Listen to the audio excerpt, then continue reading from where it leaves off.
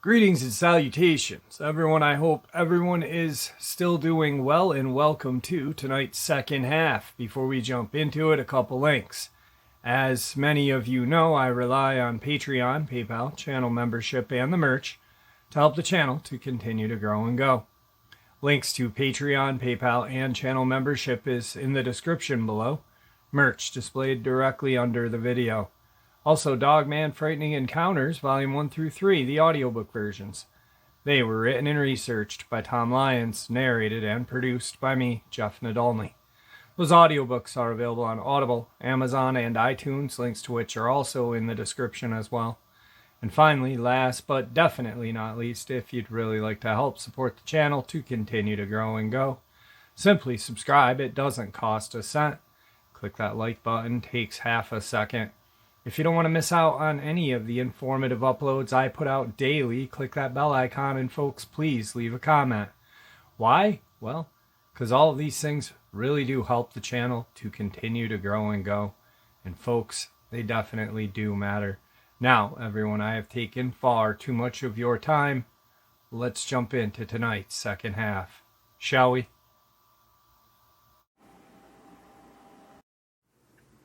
All right, everybody. Today I have a subscriber who reached out to me. His name is J-Cat. J-Cat's from Louisiana. J-Cat, how are you doing today? I'm doing pretty good, Jeff, and you? I'm doing well. Thank you for reaching out to me. You've had some stuff that's been happening in your area of Louisiana. You and I have talked for a little bit.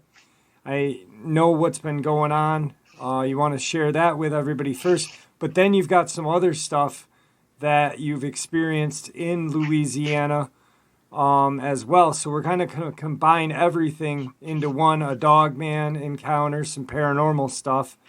So I'm going to turn the floor over to you, and you can start the show with what's been going on recently. Alrighty. My name is J-Cat, everybody. Just a couple of days ago, we experienced a few things around our home we've been experiencing for a while now, with the, rotting smells, from when we come out the door. And the other night, I was going out to get trash, and I had my two small dogs with me, and my dog growled and looked the other way, and I, turned around, because normally when they growl, they're normally growling at a cat or something that's around, it's most normal dogs. But she went berserk and took off running towards the camper door and literally ran her head into the door. And when I turned and looked as my other dog was barking, I see a dark figure. It was really tall. It actually was. I guarantee you, the way I could see it, it was around 7'1", 7'2". It was actually a very tall figure. And, I went back in to tell my wife what was going on, and my wife was kind of freaking out. And I told her, I said, well, I got to still go get the trash can. So I grabbed my pistol. Right. I don't want to be, I'm not scared of anything, but this actually scared me very bad. So I grabbed my pistol and I go out to get the trash. Well, my wife said whenever I was walking out to get the trash that the camper started shaking. And, and I forgot to say that the figure did kind of disappear. Okay. I didn't see it after that. It did walk off, right. Fast, very fast. So now, I don't understand why it would be shaking the camper. Well, yeah, when you came out of the camper, you were walking out to the trash. Where was it in relation to the camper? So when you're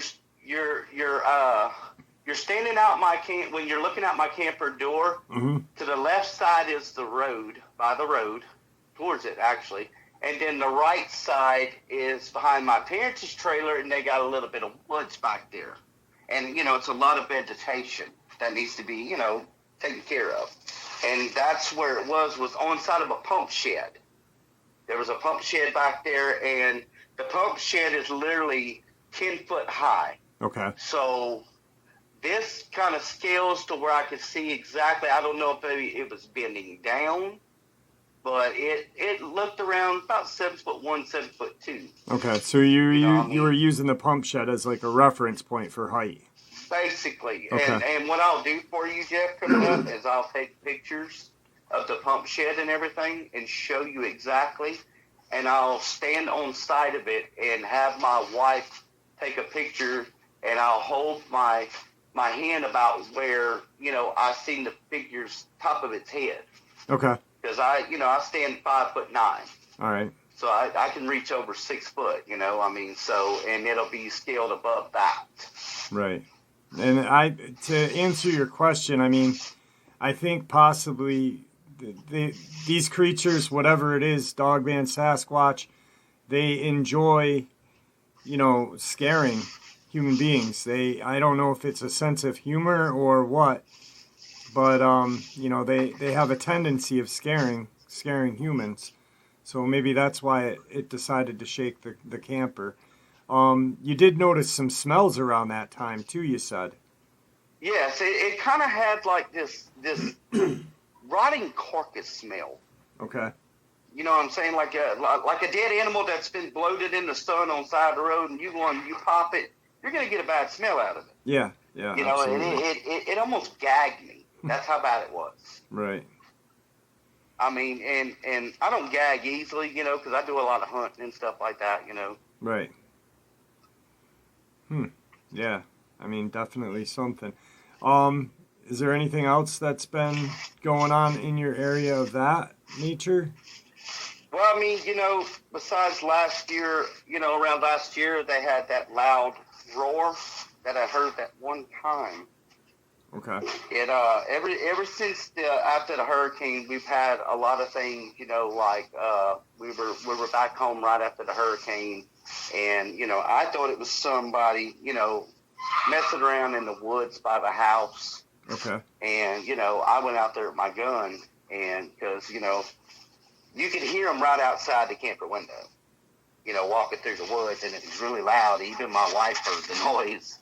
And it just didn't sound like an animal. I said, somebody's out there, and at that time, in hurricanes, there's a lot of looters, that went on with, Katrina and Rita. Rita, I mean, you don't want someone to come and think you're not home and try to break in your home, or either try to break in your home when you have your small child there. Right. And so I went out there, and, I went out to the left of the camper, out the front door, and the way the road goes is we live in the beginning of a subdivision. Then they got a little, road that runs on the side of it. So I went around the corner on the back side of the property that was against the road. And there's, thick vegetation. The hurricane knocked a bunch of trees over in through there. So I heard the noise, and then I hollered. I said, hey, if you're planning on coming to mess around here, you're badly mistaken. And I did rack it around into my pistol. Right. And it stopped. I said, your best bet is to get on out of here. And whatever it was did take off running. It did. And I never seen it come out the woods anywhere. It just kept running and running and running. And, in the way the little... it separates the road from the house's property. It's probably maybe about 13 foot wide of the little bit of woods, It's kind of like a barrier for everybody's property, towards the road that runs on the side of it. So it ran all the way behind all the houses, and there's like 4 houses after ours, and then it goes to the boat launch where there's swamp, and the river runs through and everything else. So, there's plenty of time for it to get away really quick back there, because once it gets past a certain point, there's no more home. Right. It's just straight woods and, swamp. Yeah, that's crazy. So that was the second part, Now, you've had a lot of, we talked about this, and,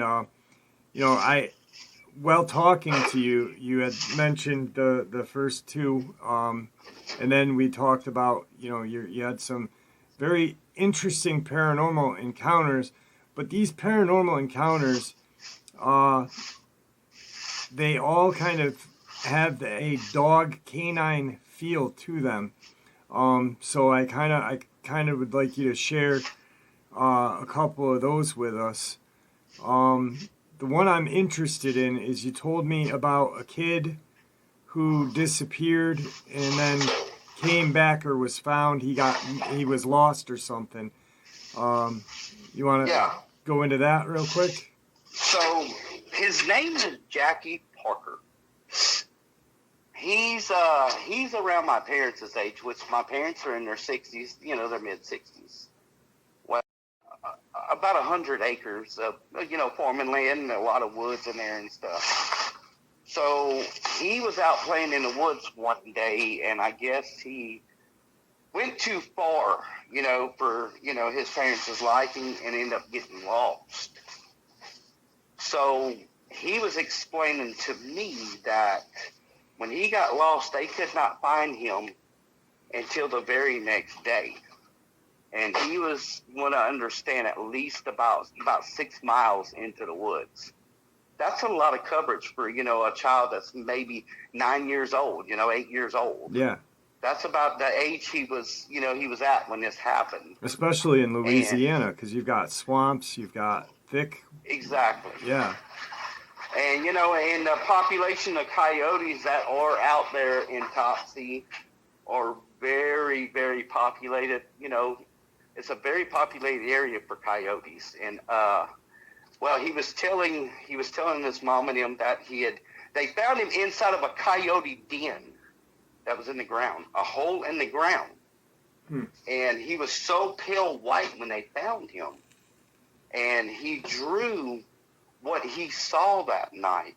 And the thing he drew, Jeff, I swear, it looked exactly like an upright canine with a long, long, long snout. And he said all it would do was pace back and forth in front of him and would just look at him and eyeball every single time. And he said it would make a growling noise. And like a kind of a, moaning noise. Right. And it shook him so bad that, when they did find him, he had to seek therapy for the longest he wouldn't talk. Yeah. And I mean, that right there, that has to really take a toll on a person. Yeah. And when he did open up to me, I was probably about 14 years old, because my uncle lived next door. And, I used to go eat the mulberries. I used to love climbing up in a mulberry tree and eating the mulberries, and he would always be out there. Right. And he was like, "You want to see some of my artwork?" And I said, "Yeah, sure." I mean, I was really interested because the man could draw. Right. And he ended up telling me, after a little while, he opened up to me, he said, "You want to see what I saw when I was young, when I got lost?" Did he tell you about the experience of being lost? Well, see, that's where, I said, "Well, what do you mean?" And he was like, "As a child, I got lost." And he told me, he said, "I got lost in the woods for a whole night." And he said, "This is what I seen." And Jeff, when he pulled this picture out that he drew, it made my skin crawl. He told me, he said it would pace back and forth and eyeball him. He said it had dark eyes. Never said nothing about, a lot of people say, "Oh, amber eyes and this and that." He said it had pitch black eyes. Okay. And he said it would just pace back and forth and just growl at him and breathe. And then he said after a little while, it left off. And, and his dad and him, whenever they did, I forgot to mention this to you, whenever they did find him, the tracks that they did see were bigger than the normal dogs. They were.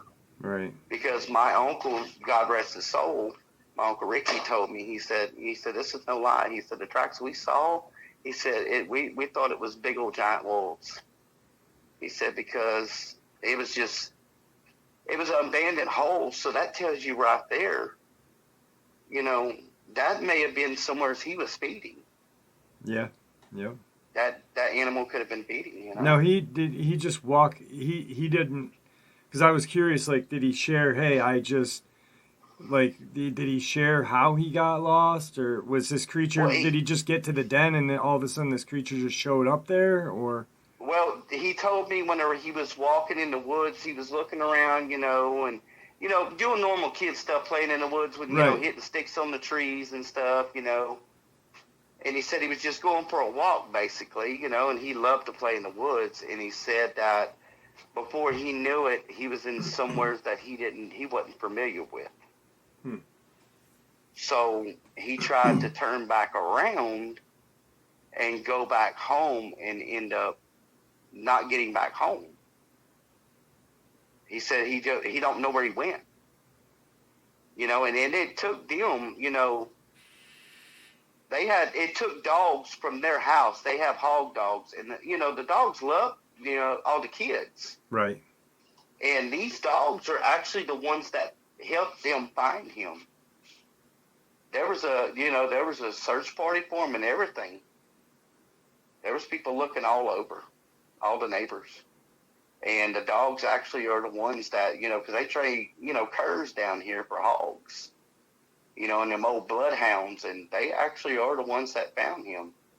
If, you know, my uncle said if it wouldn't have been for the dogs, they would have never found him. Wow.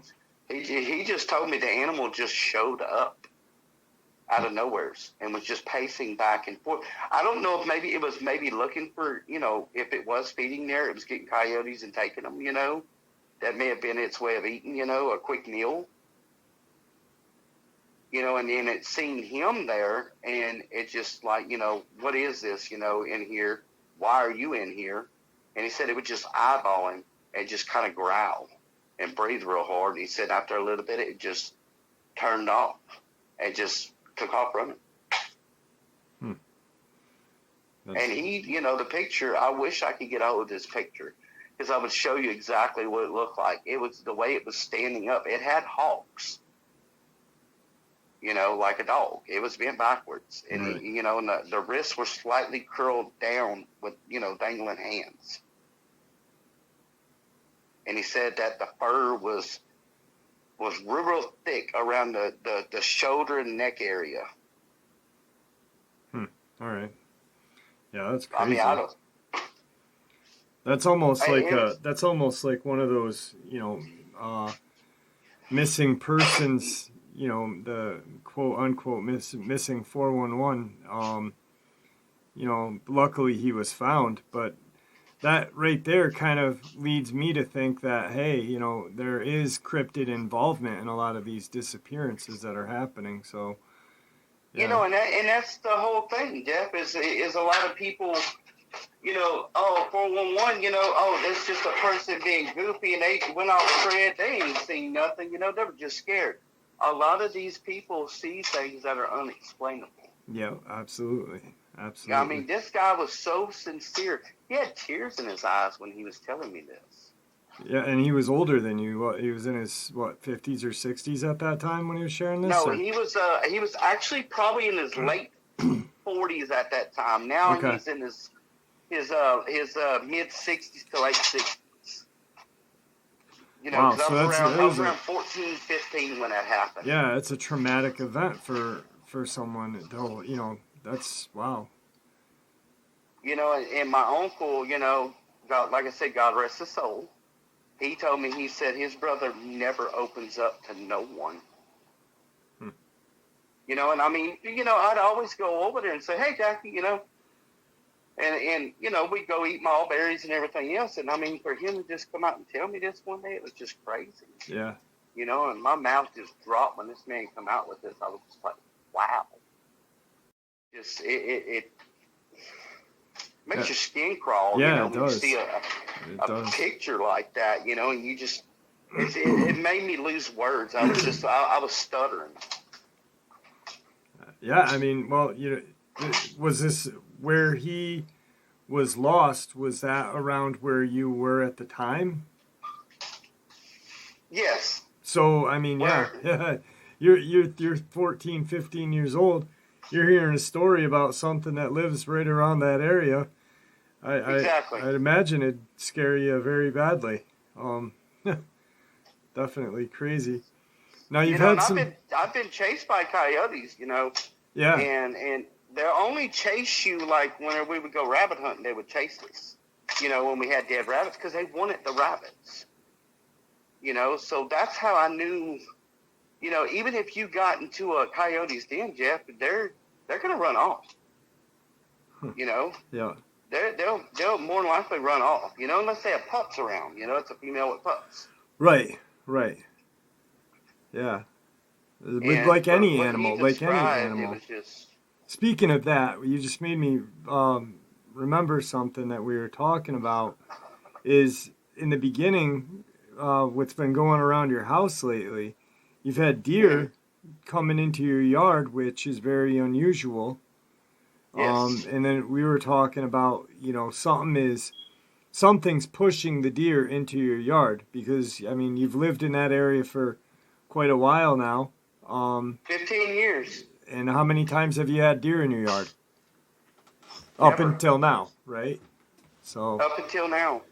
and And even my wife said the same thing. My wife, she's been around for 7 years now, and she's never seen a deer nowhere near my yard. And all of a sudden, I have a doe, and I'm outside now, Jeff, standing there, and this doe has not ran off yet or her fawn. hmm,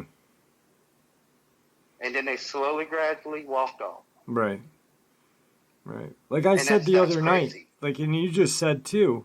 I agreed with you when we talked earlier. Something with the hurricanes, after these hurricanes, shit gets stirred up. After Mm-hmm. after Katrina, after Rita, after Hurricane Laura. Michael, and they're just they hit. Because Laura just hit us, 8 months ago? Yeah, 9 months ago? yeah, And it hit us hard. It hit, believe it or not, it hit us harder than Rita and Katrina did. I mean, it did. It destroyed Lake Charles really bad. hmm. And put a lot of people out of homes. Yeah. And there's still people out of homes. It's crazy. It's crazy. Now you've had paranormal stuff happen out in Louisiana. But Yes, is sir. that the last of the cryptid stuff that you've encountered or seen or heard?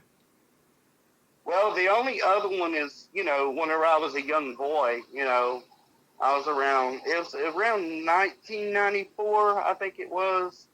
And my older brother's only 45, so he was, in his teens at that time, and I was probably around 11, no, about 12 or 13. Okay. That's right. And we used to, in Louisiana, we rabbit hunt. Right. I mean, that's how we are. We love it. Yeah. And I mean, we do it at night, which is, it's not really too good, but we do it at night because it's a lot easier to spot a rabbit. Well, so we're walking. There's this hunting club out here called Kenny Gully.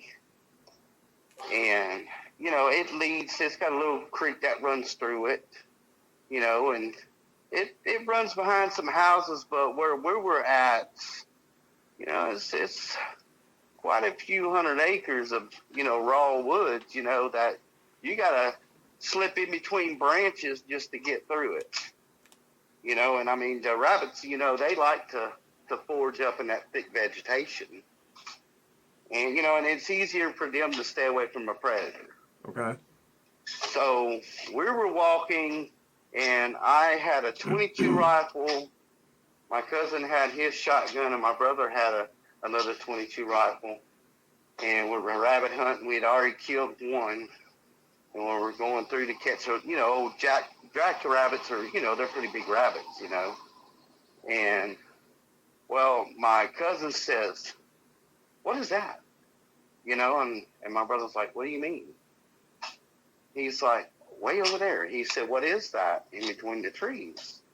He said, "Is that, somebody playing a joke or something? There's somebody out here?" And I was like, "What are you talking about?" And we looked, And, you know, the flashlights weren't strong enough to actually capture exactly everything. Mm-hmm. But from what we can see, it was fur. And my brother was like, "Oh, that ain't no bear." But, you know, Jeff, the bears out here are maybe 250, 300 pounds, and they're very rare to see. Very rare. Yeah. And they don't stand, no, almost 8 foot tall. I'm sorry. Right. You know, that would be a dang grizzly bear. Yeah, and bears don't You know? stand for an extended period of time either. It's not No, something that they like to do. And this thing was blacker than black, Jeff. I'm talking about blacker than black. And you knew it was there. And it was in between a bunch of little, like, sapling trees, you know, the little swamp trees.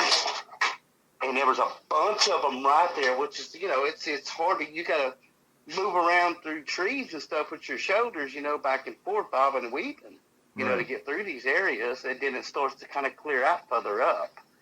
And I guess where we ran into this thing at may have been its territory.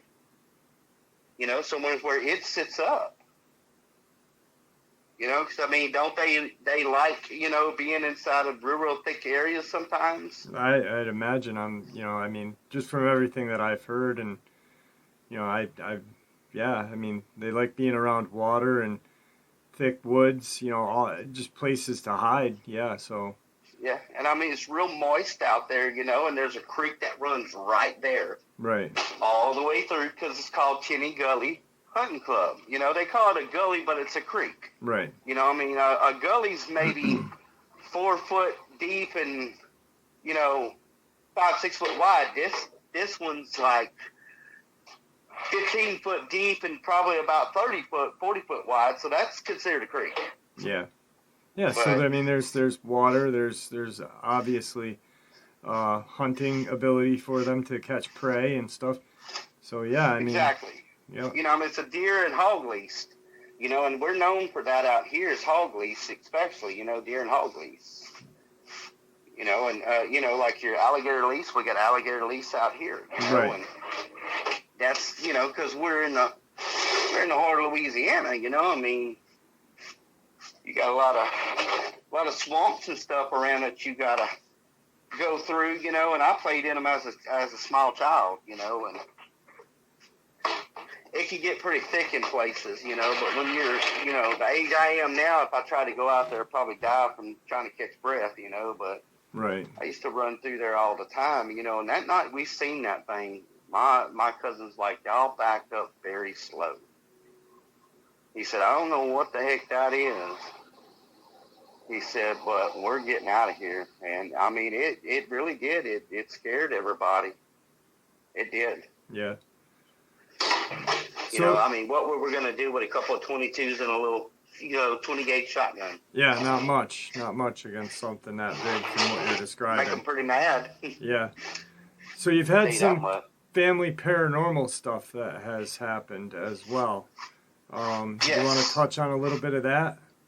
Well, you know, back then, my parents, you know, became big Christians, you know, non-denomination basically, you know, full gospel, anything, you know, that was in, you know, mixed in, a little bit of Catholic, you know, and we had a big barn behind the house. That's where a lot of our preachers around here, their churches started out in our barn, believe it or not. Okay. And my mom sang gospel music. I remember as a child, you know, we'd go to different churches and my mom would sing and everything. And, you know, my dad would share the Bible, you know. And, well, you know, my sister kind of was a bad girl in a way, you know, I've been messing with. You know, which is, I think that's what brought this all on, you know, is her, you know, we found a Ouija board at one time. Yeah. You know, and tried to burn it, and it wouldn't burn. But, you know, my sister and them would mess with it. And I think that's actually probably what brung this on. It could have. Okay. You know, or it could not have, and it just could have been something that was around. Well, we're having a big revival. And we were all, you know, playing with a bunch of kids outside and everything and running around the property. We own 5 acres. And, well, something just kept telling me, I need to go check on my sister, because she ain't been outside at all, and the last time I had seen her, she was listening to her radio and everything, and she was upstairs, and, and if you ever been inside of a log cabin, Jeff, A-frame exactly, they have 20-something foot ceilings, because it's 2-story. Right. So in your top stories, your ceilings can range up to 10 to 14 foot, depending on how the peak was made and how far down they made the flooring to, a log cabin inside the upstairs room. Well, I walk up there, and my brother comes running in, and he's like, yeah, let's go check on her, blah, blah, blah, blah, And, well, it was me, him, and a guy named Dennis. That was my brother's best friend. They were together everywhere. And so what happens is, as soon as we enter the door, my sister is literally feet in the air. Something had her by her throat. Like, had her by her throat. Up in the air. I mean, her face was turning, it literally was turning a bluish color. And I mean, and I was told that they can hurt you, but they can't kill you. And whenever I seen this, Jeff, I didn't know what to think. I was confused. Right. So I took off running and hollered for my dad. And there were several members of this church that witnessed this, and even a preacher witnessed this, because when my dad got up there, he grabbed my sister by her feet, and they're in the stairwell, and my sister is at least a good 5 to 6 foot floating in the air, kind of like almost like an incline with a stairwell where you walk up it. Okay. Kind of even like that in the air. Like, when somebody's on top, you're carrying something up the stairs, somebody's standing carrying up top, and you're on bottom, and it's at that angle. Right. That's how she was. But levitating 5 to 6 foot off the ground to where my dad's arms were stretched way up.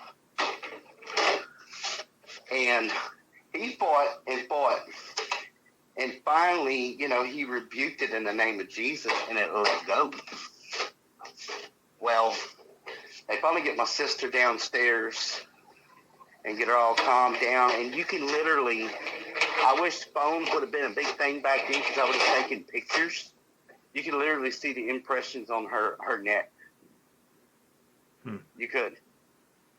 It had perfect handprints on her neck. Right. That you can actually see impressions. So she's sitting down there inside the I didn't get to finish the rest of the story with you earlier. She's sitting down there inside the living room, and and my dad, my mom's caring for her and everything, and my sister's just shaking, and she's like, it had me, Mama, it had me. And she said, what? And before my sister can explain again, it grabbed her again by the throat and was squeezing, because I seen her eyes bulge. Like, if you squeeze something, like you got them little toys that you squeeze and their eyes start bulging. Yep. Like the little kid toys. It was kind of like that. But her eyes wasn't coming out of her head, but you can tell she's being squeezed. Right. Like if you grab somebody by the neck, you can tell when you're squeezing them and hurting them. And you can literally see the sides of her neck, like seriously, impressions pressing in, all the way around to the back side of her neck. It was like you take something, just squeeze it small. It was crazy. So my dad and his preacher rebukes it again, and finally it lets my sister go again. So after a while, everything calms down. People's in there praying and everything, and it's all calming down. Well, my dad's like, I told my dad, I said, Dad, I said, the angel's got a Ouija board inside of her room. And he said, do what? because that Ouija board was there. It's the one we tried to burn. Remember I was saying we tried to burn one? Right. That was the one. Well, so my dad goes and gets this thing and everything and does whatever with it. Well, my brother's playing around, making his muscles. Yeah, I don't want to mess with me inside one of the little, women's Muriel things with the light around it.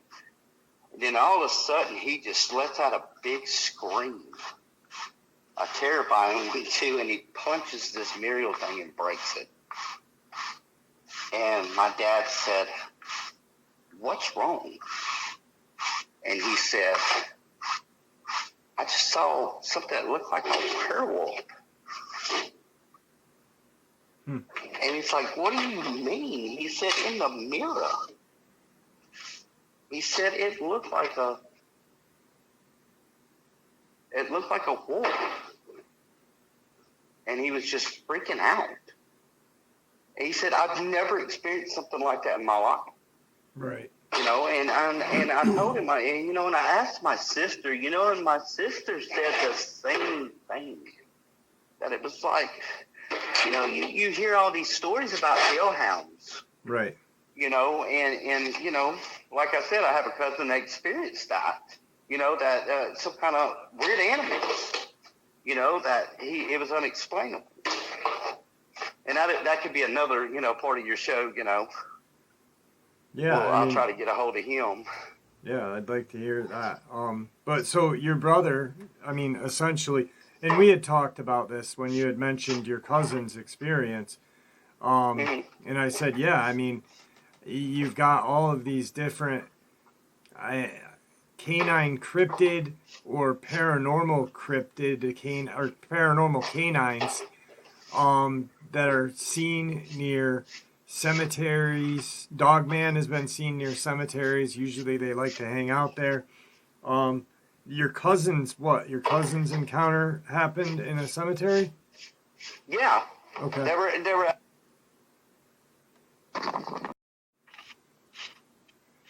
Okay, so my cousin was at our family cemetery. It's called Blue Cemetery.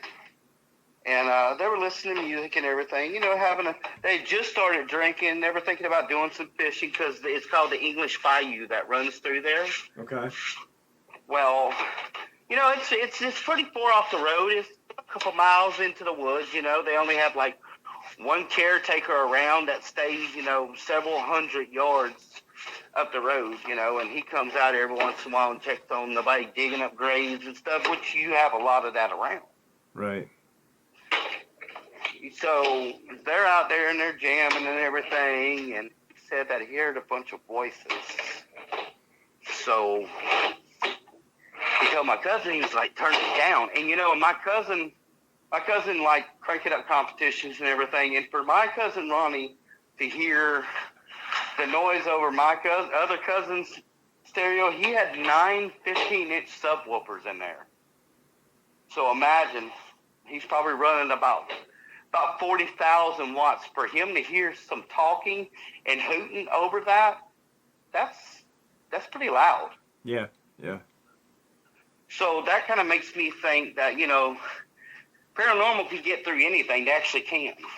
They can come over the radio you're listening to, and I really think that's what was happening. Is, they were probably talking over talking through that radio. Right. Well, he said that he looks in the rearview mirror and sees something on all fours standing there, and this is how he explained it, Jeff. He said it had no tail. It was a solid gray.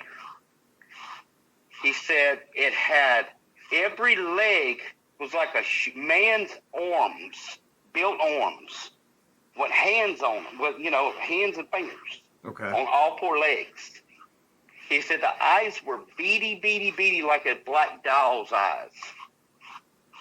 He said the ears were super sharp, and he said the butt rounded, and it didn't have no tail. He said that all these other ones were making all kinds of noises and everything else, hooting, yelping and everything, and he said this one big one steps forward and says, "Shut up." Just like that. Plain language. Shut up. And they got real quiet. So tell me, how does that happen? Yeah, I don't know. You know, and my cousin, strange. he lives up in Boston now. He actually drew the picture of it. You know, I mean, he's a pretty good drawer like the other guy was. And he drew a picture of this thing, and it was really crazy looking. Like, it had the chest of a man. But all 4 limbs were arms. Like a built man's arms. Wow. I mean, have you ever heard of anything like that? No, I have not. I mean, when he told me this, I was just like, wow. You know, I mean, what is that? Could have been a hellhound, or, you know, I'm not. And the thing about it is, you know what they were listening to? Hell's Bells by AC/DC. Yeah. Wow. You know, yeah. I mean, because that's all we were, you know, when we were younger, that's all he listened to was like Ozzy Osbourne and all them, you know, Black Sabbath, the whole 9 yards. That's all he listened to. Right. You know, and I mean, it was pretty crazy, but, you know, the whole thing of it is, Jeff, is to come to find out, I did not know that my cousin, you know, the one that, you know, Ronnie, was into devil worship, and I never knew that.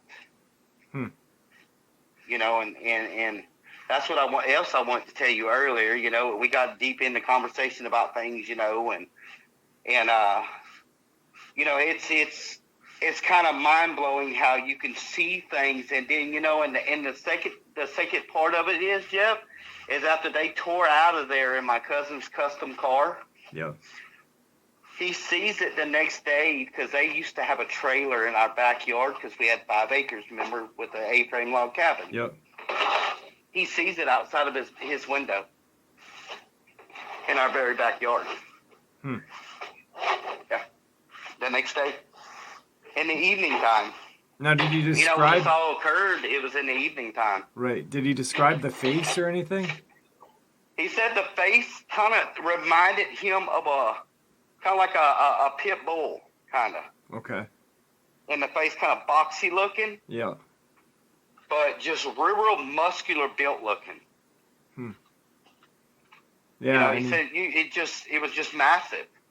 He said on all 4 limbs, he said this thing was over 6 foot. Yeah, that is massive. It was just ginormous. Yeah, that's absolutely huge. What do we not know about what goes on, you know? Yeah, absolutely. What do we not know that's out there? Yeah. And that's what a lot of people don't understand. You know, people sit there and they laugh at me sometimes, and they're like, man, I used to have people come up, tell me some of your stories, you know, and I'm like, where did you hear that from? And they were like, you know, a real good friend of yours said he loved listening to, you know, all the stuff that you had happen in your life. I said, well, they're not stories. Right. They're things that happen. They're actual experiences, yeah. Yeah, I told him, I said, that's an actual experience. That ain't no story. That's not like I went over there and made all this up. You know, if nobody believes me on what I tell you, you know, I mean, that's on them. Yeah, you know, I know the truth.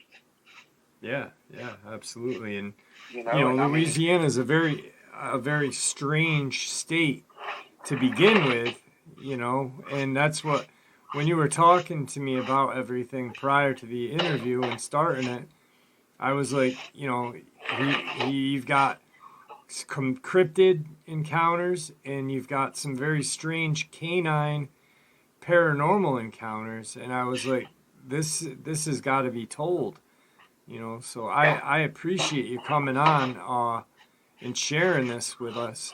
I'm coming up on recording time. I don't want you to hang up, but is there anything that you'd like to tell the audience before we end the interview?